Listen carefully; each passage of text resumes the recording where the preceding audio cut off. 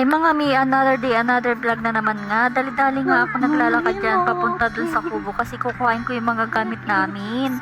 Baka kasi may manguha. Diyan kasi kami tumambay kanina sa kubo kasi ang init-init pa kaninang tanghali. Kaya ngayon lang kami maliligong hapon.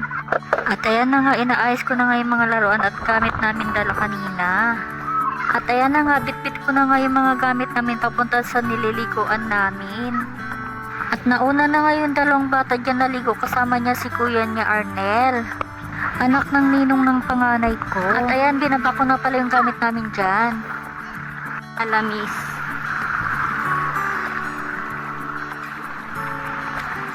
Meron pala dito sa gilid ng sa dagat.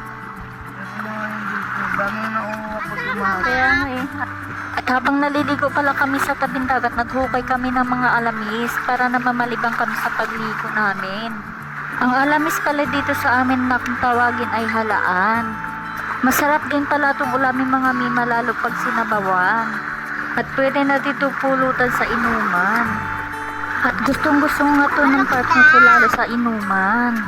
At ayan nga, nalilibang nga kami maghukay ng alamis. Kaya nga lang nakuha namin alamis sa paghukay namin sa ilalim ng buhangin.